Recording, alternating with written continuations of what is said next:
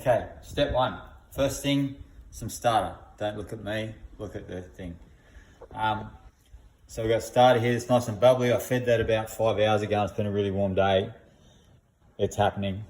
We've got some water, just sort of room temperature, maybe lukewarm, and some flour. So I'm gonna mix it all together. Now my ratios are, the basic ratio, 250 grams of water is a starting point. I'm actually going a little bit more than that to get a bigger loaf. I do 330. And now I put my starter in. Now, based on the 250 of water, I'll be looking at about 230 of starter. But again, I do extra to make a bigger loaf. I'm looking at about 310, that's 320, that's all right. And now flour. So flour, based on those, the 250, 230, I'll be doing 440 grams of flour. I'm gonna do 590. I put about 100 grams of another flour. This is spelt flour. There's about 100 grams of that. And then this is organic wheat flour. 590, yep, perfect. And I had a mixing spoon here. And now we're gonna mix this up. So just gently moving from the outside in so that I don't flick flour, dry flour everywhere. I just keep turning and stirring until we have blended it all together, which can take a minute or two. That's pretty good. There's a little bit of dry flour down the bottom. Okay, that's that. Now I'm just gonna sit this somewhere. I'll sit it up on the flour there. With a bit of plastic over the top, lightly, a plastic bag. Sit it in a warm spot for at least an hour. At least an hour, warm spot, just to let that mix sit before we get to our next step. And what I'll also do actually is feed my starter again and then put that in the fridge. I've got about a third of a cup of starter there. So I'll mix in about a third of a cup of flour, third of a cup of water, mix that up and put that back in the fridge for next time. Okay, so I've waited about an hour and a quarter with this one. You won't notice anything different, but it's given the dough a bit of time to form. What I'm gonna do here is splash a bit of water on here because this gets a bit sticky. So I'm gonna get it out. Oh, that's what I need to do. I've forgotten. I need to get salt. One moment. So I've got the dough out. I need salt. Now, it's 2 teaspoons for that. 250 mils of water, and 230 of starter, and then 440 of water. I'm using a bit more than 2 teaspoons there, so a bit short of a tablespoon, which is 3 teaspoons. So now, mixing in the salt, and I'm stretching the dough. So you see, I stretch it out, I roll it up, I turn it 90 degrees, stretch again.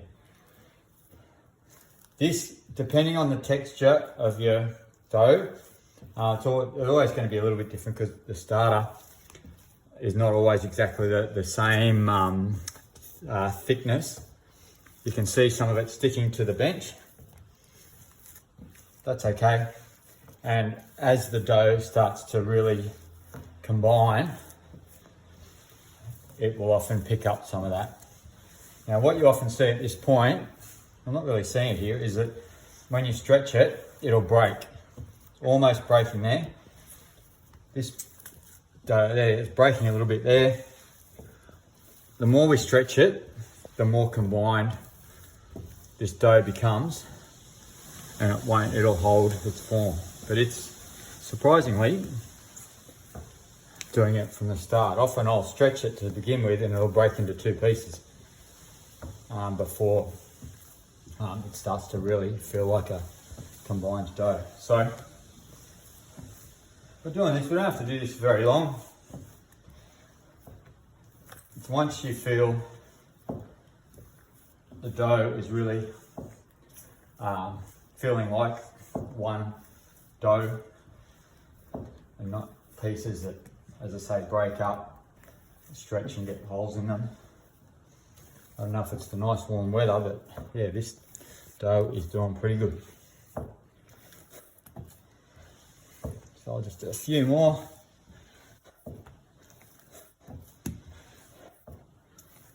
You can see there's not much on the bench now. And it's really, it gets softer too. When you stretch it to begin with, it'll feel harder to stretch now. Much looser. That's probably, often I do it a little bit longer than this, but I'm gonna leave it at that for now. So, put it back where it was. Keep it in a warm spot. Leave it for another hour until we do the same thing again. Okay, so second stretching. I've wet the kitchen bench again. Just got to scoop it out. Having a little bit of water on your hands is good too, just so that it doesn't stick too much. And same again. What you'll find this time, it's much more stretchy, the dough, and it's really formed. There's a few air bubbles. You might have heard a bubble pop then. But it's a little bit firm to start, but not as firm as that first stretch an hour ago. And it's much more combined dough. There's no ripping in here. It's holding together well. So this is good. We're just going to do this maybe a minute. You hear that air getting squeezed out. Look at that, really thick. It stays thick the whole way. You see the strands stretching. Beautiful. And this really feels a lot more like a dough now after this second time. So I'll give it 3 more. 1, 2, 3, maybe 3 more actually. I feel like I'm doing it a bit less because of the video.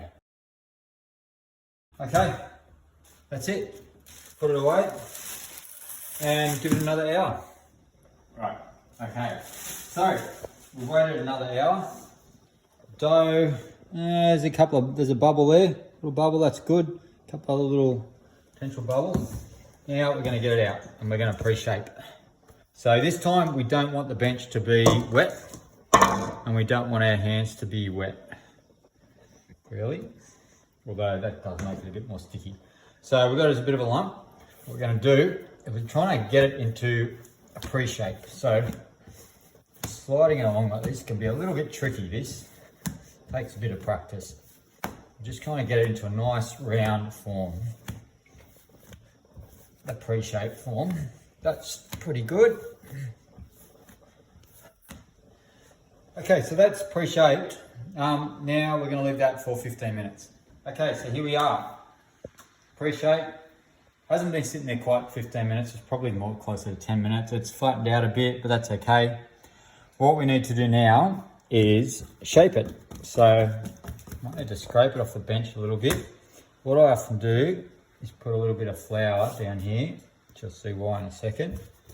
But I want to stretch it out into a rectangle, basically. Sort of a rectangle. So stretch it out like this.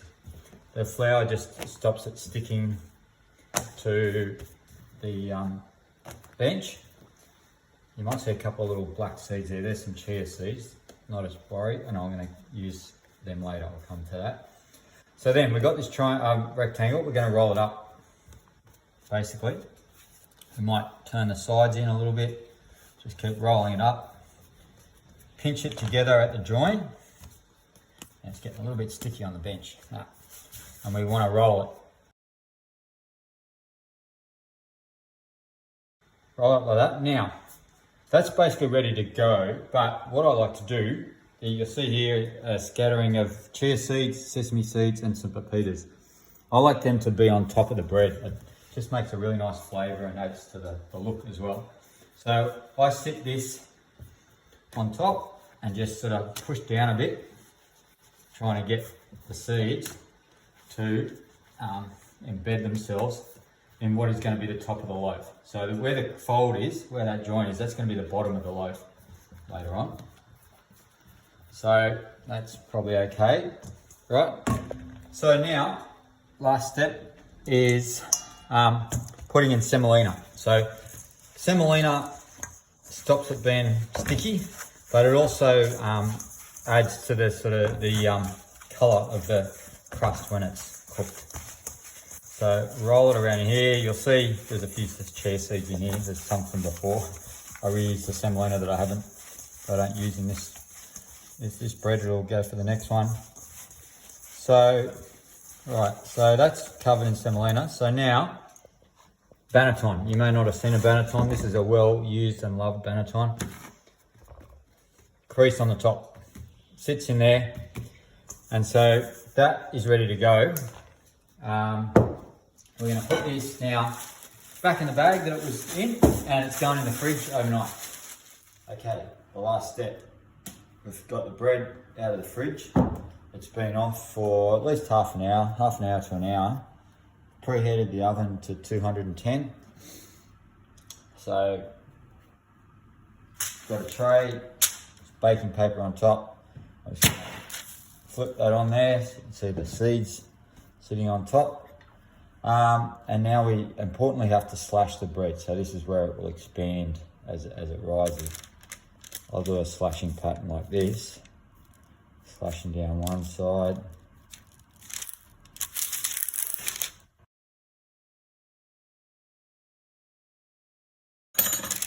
And then we can put it in the oven. Now, as well as that, I'll put some ice in a tray. A bit of moisture in there will help with the crust sticking up. That's going to go in there for 20 minutes on 210, and after 20 minutes we're going to turn it down to 180 and go for another, for the size bread I did, about 15-16 more minutes, but otherwise probably about 12 more minutes for that smaller standard size bread, and then you'll be ready to eat.